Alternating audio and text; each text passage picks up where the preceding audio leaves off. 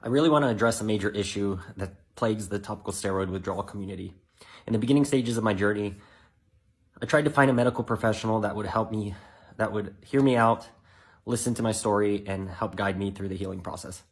The first 3 dermatologists and 2 doctors I went to didn't believe I had topical steroid withdrawal. I even went in with printed documentation from the National Eczema Society and the UK Society of Dermatologists stating that the condition is real and that people are suffering from it and being misdiagnosed as eczema.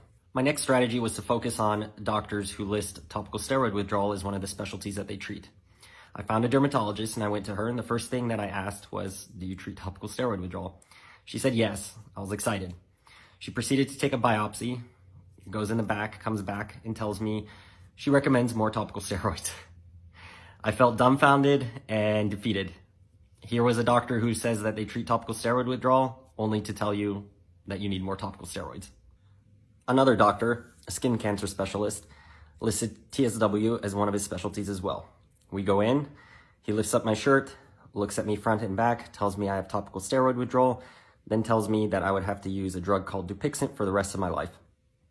A 10-minute appointment turned into me having to take a drug to get rid of the side effects of another drug.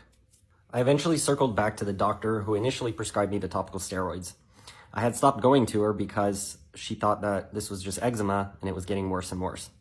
Long story short, the conversation ended with her saying that this might be a psych issue and that she can prescribe me antidepressants because topical steroid withdrawal only lasts 2 weeks, which is obviously untrue. According to her, my condition was mentally self-inflicted, which of course she had drugs to prescribe for, and that the medical community couldn't possibly misdiagnose me. It seemed to me like if she didn't have a drug for it, the condition just doesn't exist to this doctor.